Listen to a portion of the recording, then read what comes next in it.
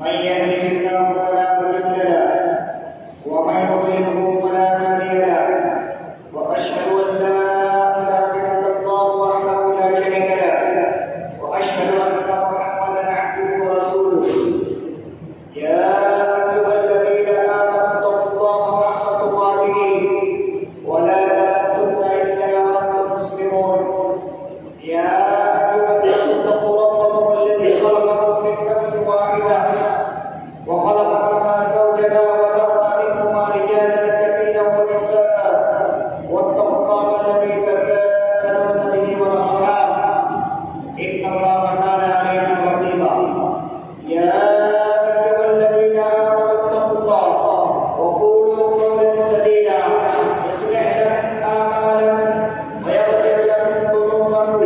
ومن يطع الله ورسوله فقد فاز فوزا عظيما فإن خير الحديث كتاب الله وخير الهدي هدي محمد صلى الله عليه وسلم وشر الأمور محدثاتها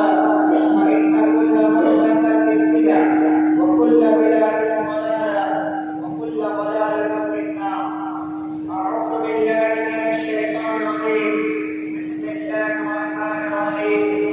تبصرة وذكرى لكل عبد منيب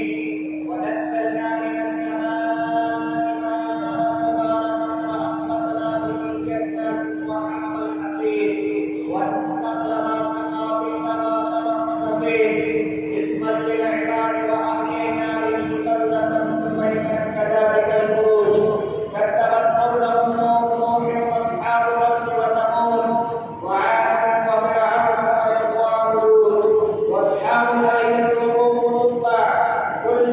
كذب الرسل فحق وعيد أطاعنا بالخلق الأول بل هم في لبس من خلق جديد قال الله سبحانه وتعالى في كلامه المجيد بسم الله الرحمن الرحيم إنما المؤمنون إخوة وقال الله سبحانه وتعالى في كلامه المجيد بسم الله الرحمن الرحيم المؤمنون والمؤمنات بعضهم أولياء بعض يأمرون بالمعروف وينهون عن المنكر ويقيمون الصلاة ويؤتون الزكاة. حاضرین اجماع، گزشتہ خطبوں میں ہم نے آپ کے سامنے انسانی زندگی کے امن اور چین اور خوشگوار زندگی کے چند رہنما اصول کی طرف ہم نے رہنمائی کی تھی۔ اس خطبہ جمعہ میں ہم آپ کو بتائیں گے کہ انسانی معاشرے میں، انسانی ماحول میں، انسانی سوسائٹی میں اور مسلمان کی سوسائٹی اور محلوں میں اور قصبوں میں اور گھروں میں کس طرح سے آشتی، صلح، الفت اور محبت کو قائم کیا جا سکتا ہے۔ ہماری زندگی تنہائی کی نہیں، ہماری بندوبست، ہمارا رہن سہن، ہمارا لین دین، ہماری بات چیت، ہمارا سلوک اور برتاؤ تنہا نہیں ہے، بلکہ ہم ایک انسان ہونے کے ناطے اپنی ضروریت کے تحت، اپنی مقتضیات کے تحت، اپنے دلوں کی باتوں کو ظاہر کرنے کے لیے، اپنے ماضی ضمیر کو ظاہر کرنے کے لیے ایک دوسرے سے ہم کلام ہوتے ہیں، ایک دوسرے سے گفتگو کرتے ہیں، ایک دوسرے سے لین دین کرتے ہیں، ایک دوسرے سے گفتگو اور برتاؤ کرتے ہیں اور ایک دوسرے سے ملتے ہیں اور ایک دوسرے سے ملاقات کرتے ہیں۔ ملاقات کرنے میں، بات کرنے میں، رہن سہن میں، ایک محلے میں، ایک سوسائٹی میں، ایک سماج میں رہن سہن کے اعتبار سے، انسانی فطرت اور انسانی نیچر کے اعتبار سے تھوڑی سی اوپر نیچے ہوئی جاتی ہے، جس کی وجہ سے دشمنی پنپتی ہے، نفرت پیدا ہوتا ہے، بغض پیدا ہوتا ہے، حسد پیدا ہوتا ہے۔ چنانچہ اسلام نے اس کے لیے بہترین علاج بتائے ہیں کہ جب تمہیں ایک دوسرے سے ملنے کی ضرورت پڑے، ایک دوسرے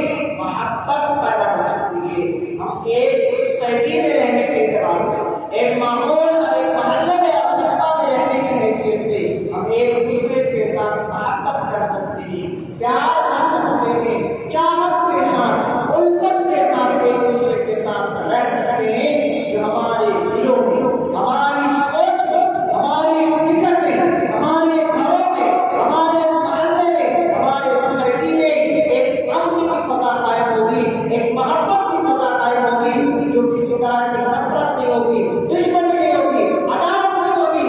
محبت ہوگی، الفت ہوگی، احترام ہوگی، پیار ہوگا، ایک دوسرے سے جات ہوگی، ایک دوسرے کے ساتھ ہمدردی ہوگی۔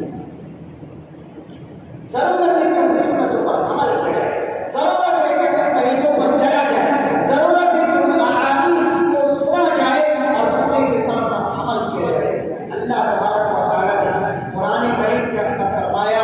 انما المؤمنون اخوہ، مسلمانوں جو آپس میں ایک دوسرے کے ساتھ مل کے رہتے ہو، تم آپس میں ایک دوسرے کے دینی بھائی،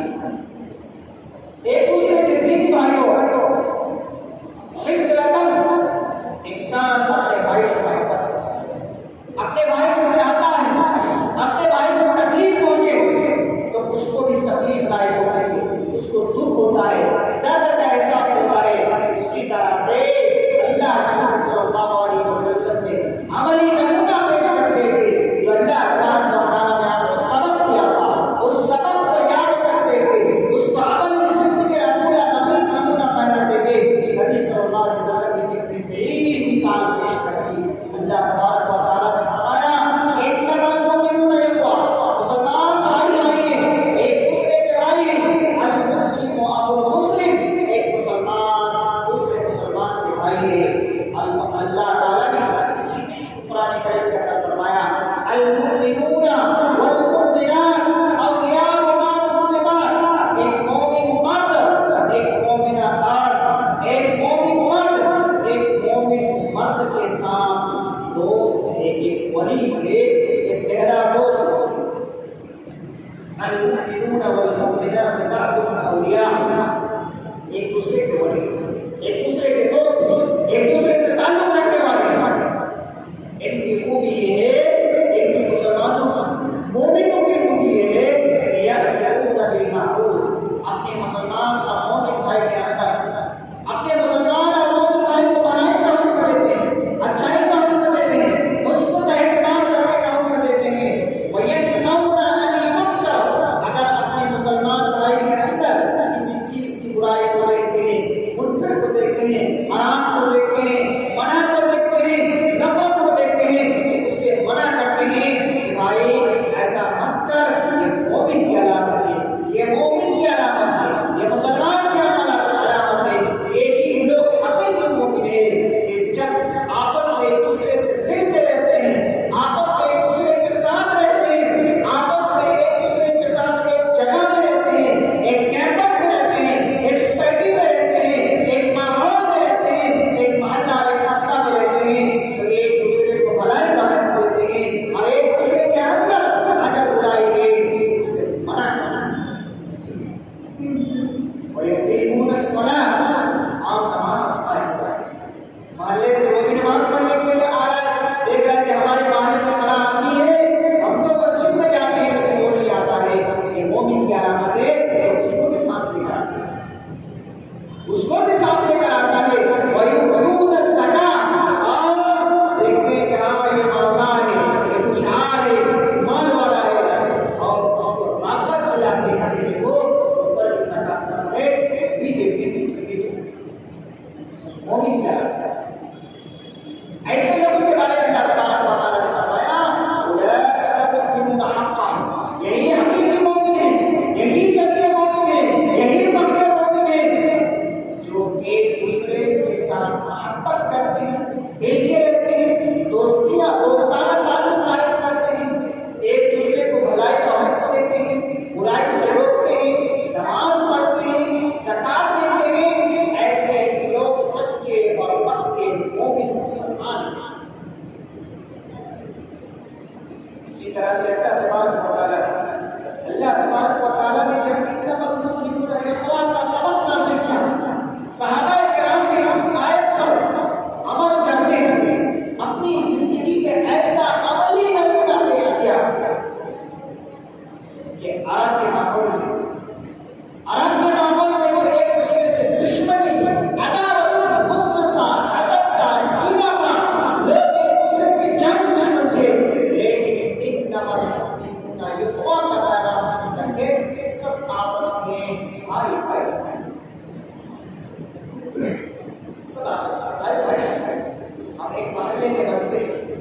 ایک سوسائٹی میں بستے ہیں، ایک قصبہ میں بستے ہیں، ضروری نہیں ہے کہ اس قصبہ میں رہنے والے سب آپ کے خاندان والے ایک محلے میں مختلف جگہ سے مختلف طرح کے لوگ آتے ہیں اور آپس میں مل کر کے اس محلے میں، اس سوسائٹی میں، اس کیمپس میں، اس دائرہ میں، اس فیکٹری میں محبت کی پیغام کو عام کرنا اور محبت کی فضا کو قائم کرنا، ایک دوسرے کے ساتھ ہمدرد اور ہمنصیب بن کر کے رہنا ہے اسلام کی تعلیم ہے۔ اب ہمارے ماحول میں، ہمارے بیچ، ہماری سوسائٹی میں کس طرح سے محبت قائم ہو، کس طرح سے الفت قائم ہو، کس طرح سے امن و سکون آئے، کس طرح سے دشمنی ختم ہو، اس کے لیے اسلام نے ہمیں طریقہ بتایا ہے۔ وہ طریقہ میں آپ کے سامنے ایک ایک کر کے بیان کرتا ہوں، سنیں۔ اس میں سے محبت کا پہلا طریقہ جو ہمیں اسلام بتاتا ہے، محبت کا پہلا طریقہ بتاتا ہے، اللہ کے رسول صلی اللہ علیہ وسلم نے فرمایا لا تدخلوا الجنة حتى تحابوا ولا أدلكم شيئا إذا فعلتم تحاببتم أفشوا السلام بينكم۔ یہ صحیح بخاری کی حدیث کا ترجمہ ہے۔ نبی صلی اللہ علیہ وسلم نے فرمایا لا تدخلوا الجنة حتى تحابوا، تم اس وقت تک جنت میں داخل نہیں ہو سکتے جب تک کہ تم ایک دوسرے سے محبت نہ کرنے لگو، ایک دوسرے سے الفت نہ کرنے لگو، ایک دوسرے سے اپنے آپس میں دشمنی کو نہ ختم کرو۔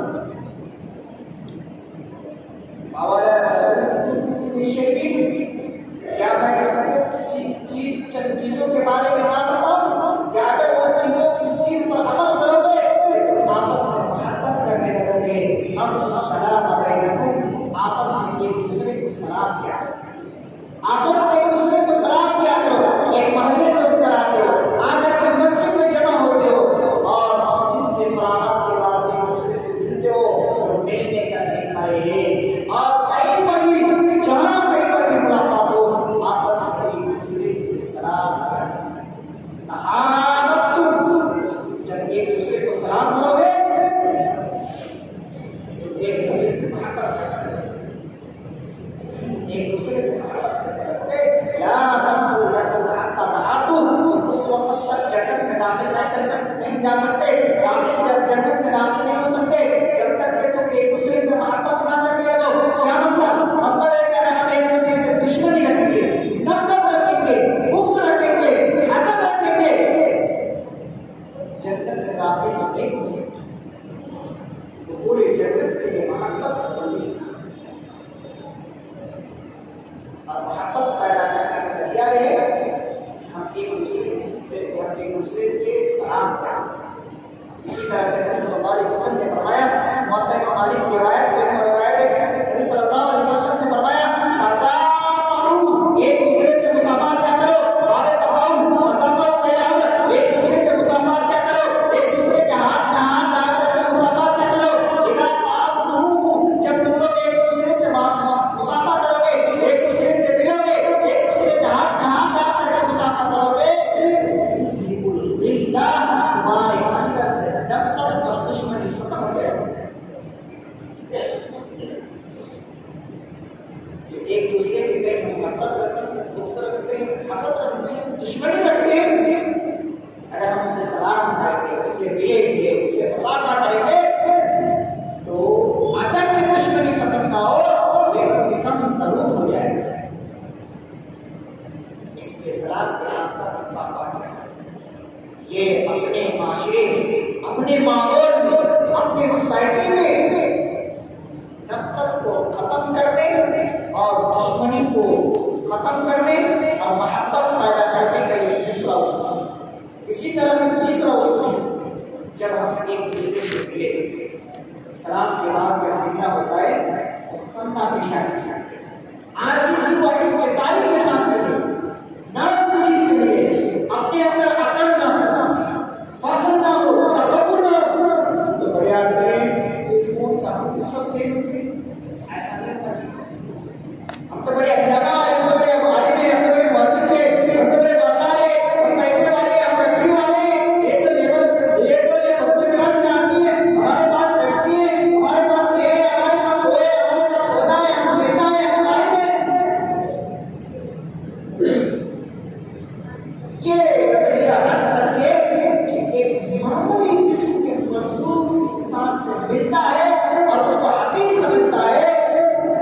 کبھی بھی ایسے ماحول میں، ایسی سوسائٹی میں،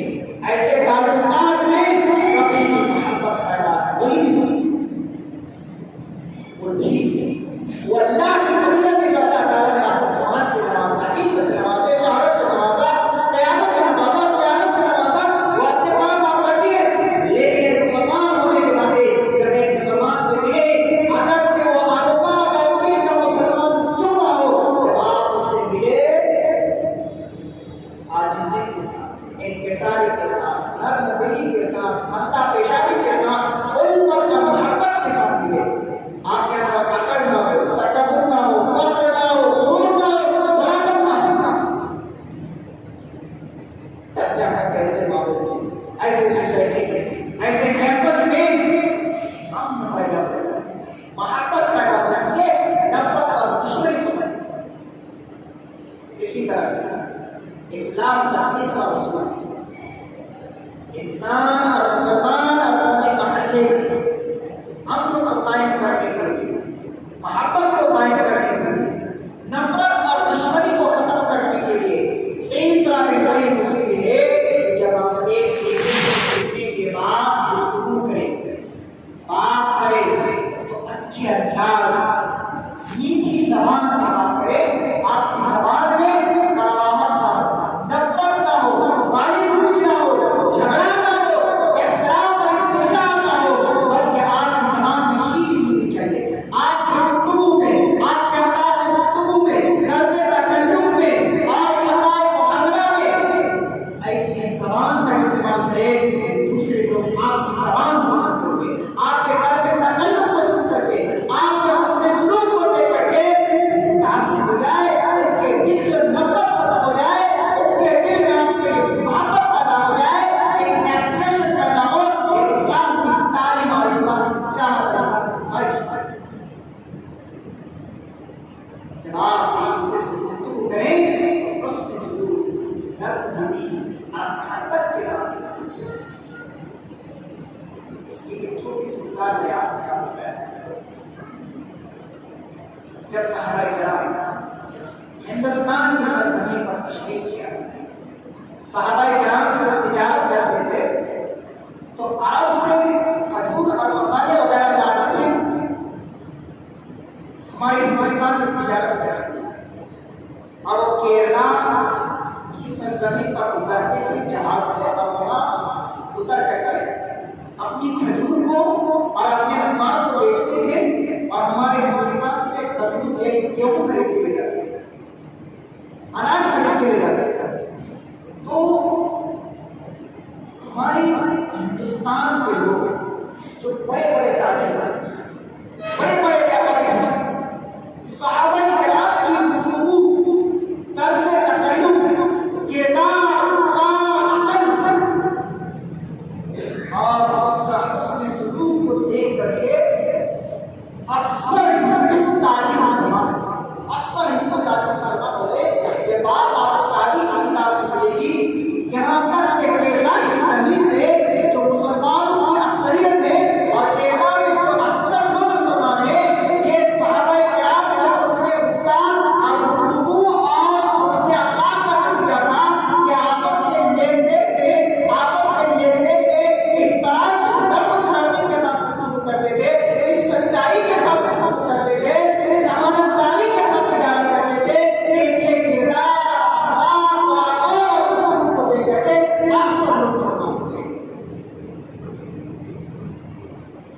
اکثر لوگ مسلمان ہو گئے۔ اور یہ بات آپ تاریخ اسلام نام کی کتاب ہے، آپ کو کتاب اٹھا کر کے دیکھیے، آپ کو خوبی ایسی ملے گی کہ یہاں کیرلا کے لوگ اکثر جو مسلمان ہو گئے تھے صحابہ کرام کے حسن سلوک کو دیکھ کر کے، حسن گفتگو کو دیکھ کر کے، طرز تکلم کو دیکھ کر کے اتنا متاثر ہوئے کہ یہ لوگ اتنے نرم مزاج کے، اتنے سچے، اتنے اخلاق کے اچھے ہیں کہ ان کا مذہب کتنا اچھا ہوگا، وہ جسم کے ساتھ مسلمان ہیں۔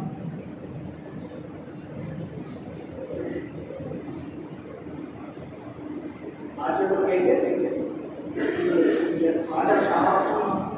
کی احسان مندی ہے اور یہ دعوت تبلیغ کا نتیجہ ہے کہ ہندوستان میں مسلمان ہے، کہ کسی بھی کتاب میں نہیں، یہ سب سے بڑا جھوٹ ہے۔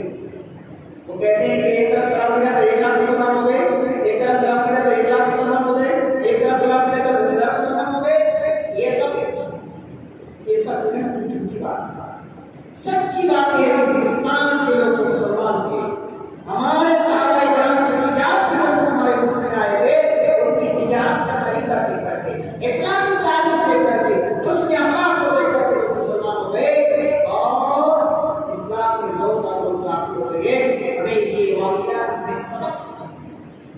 ہمیں یہ سبق دیتا ہے، یہ نصیحت دیتی ہے کہ آج ہم اسلام کے بتائے گئے طریقے کے مطابق عمل کریں گے، اس میں گفتگو کریں گے، اچھا برتاؤ کریں گے، اس میں سلوک کریں گے، اچھے کردار کا مظاہرہ کریں گے، ہمارے آپس میں محبت پیدا ہوگی، الفت پیدا ہوگی، دشمنی ختم ہوگی۔ آج جو ہمارے دشمن بن بیٹھے ہیں ان سے آپ محبت کا سلوک کیجیے، آپ کی محبت کو زیادہ کریں۔ لیکن ماحول یہ ہے کہ ادھر سے پتھر پھینکے، ادھر سے کانٹا پھینکیں گے۔ اسی طرح سے اسلام کا تیسرا اصول اپنے آپ سے آپس میں محبت قائم کرنے اور دشمنی ختم کرنے اور نفرت کو ختم کرنے کا چوتھا اصول ہے کہ ہم جب ایک دوسرے سے گفتگو کریں، ایک دوسرے کا نام لیں تو ایسے نام سے اس کو پکارے، جب ہم کسی کو آواز دیں دوران گفتگو جب ہم اس کا نام لیں تو ایسے نام سے اس کو پکارے جو نام اس کو پسند ہے، اور جس نام سے انسان کو چڑھے، جس لقب سے، جس کنیت سے اور جس صفت سے اس کو چڑھے، نفرت ہے اس سے بچا ہے، بلکہ انسان کا جو نام ہے اس نام کو بہترین انداز سے لیا جائے، اچھے انداز سے لیا جائے تو انسان کے دل میں محبت پیدا ہوتی ہے، اور اس اچھے نام کے بجائے بلکہ اور نام سے اس کو پکارا جائے، اس کو آواز دی جائے جس نام سے اس کو چڑھے، جس نام سے اس کو نفرت ہے، جس نام سے اس کو کرائیت کی دعا کی ہے، تو ایسے نام سے نہایت پرہیز کیا جائے۔ صحیح بخاری کا حدیث میں پڑھتا ہوں، صحیح مسلم کا حدیث پڑھتا ہوں، ترجمہ کرتا ہوں، سنیے نبی صلی اللہ علیہ وسلم نے فرمایا کہ تین چیزیں ایسی ہیں کہ انسانی ماحول میں محبت کی بنیاد ڈالتا ہے۔ تین چیزیں ایسی ہیں جب ان تین چیزوں کو کرنے لگو گے تو آپس میں ایک دوسرے سے محبت کرنے لگو گے، ایک دوسرے سے